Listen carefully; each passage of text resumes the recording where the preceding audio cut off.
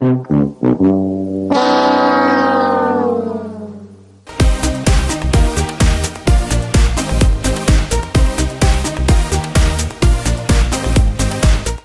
and welcome to the Euro What? No! I'm Mike McComb and I'm joined today by Ben Smith. Hey Ben. Hey Mike. We are a pair of Americans trying to make sense of the Eurovision Song Contest, and this is a special edition of the show. It's bad news, folks. Breaking news. The contest is not happening this year. Yeah. I mean, it's no surprise. Like, Europe is closed right now. Europe is kind of closed right now. America's kind of closed right now. Yeah. It's not a decision I liked reading about this morning, but it was a decision that I think I had come to terms with earlier in the week as we recorded our usual weekly episode.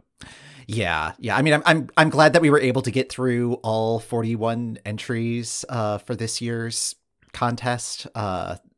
Just because like people put so much work into this year's competition, and unfortunately, it's not going to pay off. At least in the immediate future, things really do seem to be kind of up in the air. But I mean, I guess just to hit the facts in case for some reason you've been unaware. I don't know if you've been hanging out with Jared Leto out in the desert. Let's say if you're hanging out with Jared Leto, if you're going on a weird 25-day long river rafting excursion, there's a great New York Times story about that, where those people are also just like, what, huh? Yeah. If you're in the German Big Brother house, and this is the first podcast, Guten Tag, the spread of COVID-19, coronavirus, it's just overwhelming everything right now. And with an event like Eurovision, where it just takes hundreds and hundreds of people to put together delegations of dozens and dozens of people, and government saying you can't have more than 25 people or 10 people in any given space, it's just not possible. And it literally takes the Eurovision village to do this. And just looking at other global music events that were supposed to be happening this spring, Coachella has been moved to the fall. South by Southwest is canceled. Glastonbury just got canceled for this year. So places are taking this seriously, which is great. And there was talk of, okay, why can't we postpone Eurovision? Well, it takes a village. Why can't, what if we did things virtually where everybody's from their TV studio? That's still a lot of people in a TV studio. Yeah. I mean, you think about like 6 people on stage, like that's half the people you're allowed to have in a space. And that's... Yeah. Anyways, journalist Rob Hawley had a really good Twitter thread today about the whole why behind all of this.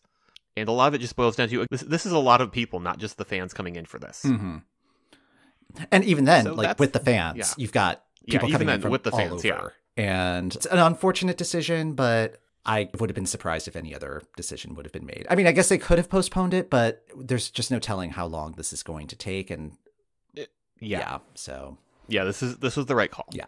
Anyways, that's what we know. What don't we know at this point? The main thing everybody is suddenly thinking about is, okay, but what about those tickets that I bought like on resale? How is that happening? Anyways, so Paylogic and then any sort of ticket resale stuff. I got an email today, like right away from Paylogic saying, we're still figuring things out. Calm down. Please do not spam our inbox. Please do not tweet at us. As soon as we know what we're doing, we will let you know. It sounds like they're trying to figure out, okay, so if we're in Rotterdam 2021, do we let the tickets that were purchased this year go forward? Do we just refund everybody? So again, the EBU is trying to figure stuff out. Paylogic is trying to figure stuff out. Just hang out. Normal Eurovision preparation doesn't really get into full swing until around September 1st. So I have to imagine that they're trying to at least map this to the normal calendar. And hopefully we will know where things stand by like end of July, middle of August, so that new dates, new venues, all of that stuff will get figured out. But yeah, it sounds like they're really trying to make sure that Rotterdam is hosting in 2021, and they just need to figure out all of those logistics in concert with all of the everything that is happening in the world right now. Yes, so. All of the things, as they say. Yeah. But yeah, so again, the date for next year's contest, they'll figure that out. It'll be fine.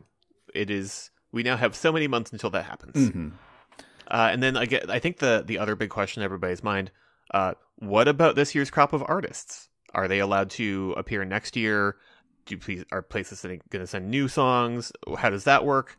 The short answer, as with so much of this, is that the reference group is still figuring that out. Mm. A lot of nations, so Spain, the Netherlands, Ukraine, Greece have already confirmed they're going to work for their same artists from this year. A lot of those are internal selections, with the exception of Ukraine. Other nations like Sweden and Estonia have already said, nope, we are going to continue using the processes we've been using, and they're going to do a fresh selection for next year, which, ouch.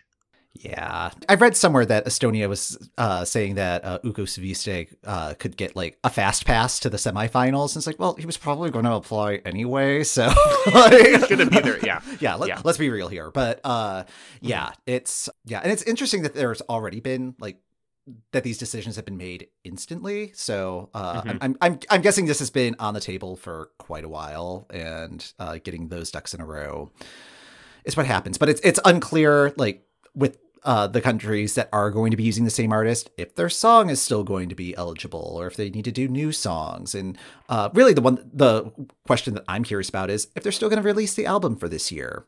I kind of hope they do, because there are still a couple of those tracks. I would like to buy that CD. Yeah, especially like as a way of showing support for the contest, because this is the first time in its 65-year history that it has not happened. So there should be more information kind of trickling out over the next couple of days, next couple of weeks.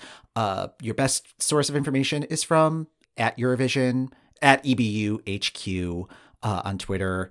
And things that are official Eurovision accounts, like fan accounts, blogs, even information from us sometimes is not correct, as you would see in our inbox sometimes. But get your information directly from the source. Secondhand sources or like anonymous sources, not great. It just, not great. And like, as someone who signed up for like the official EBU press releases last year at some point, they arrive in my inbox right away, and they're great because somebody has thought through that. Yes.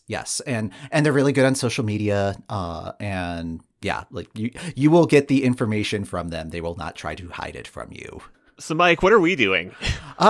It's a little loosey-goosey right now, but we're still planning on dropping an episode next week. We're going to look back at selection season to look at the ones that got away, other than the ones that got away, because we now have time to do one of those episodes. Yes. And then planning on going into off-season mode a little early. That's where we're able to dive into some more historical topics, more topics in relation to the news. We're still kind of figuring out what those topics will be and like what our cadence is going to be. Typically when we're in off season, we go to an every other week schedule.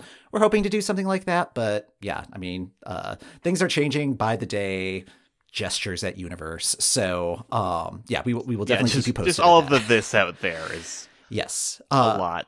So we're figuring it out, much like Eurovision is figuring it out. Yes. And if Twitter's any indication, the fan community is trying to put together all sorts of awesome activities to just kind of keep everybody engaged. Songfestival.be is trying to cook up some sort of project to have like a virtual contest or something for the fandom, and is calling for help from everybody. So if you're interested in that, check out their Twitter page and give them a howdy.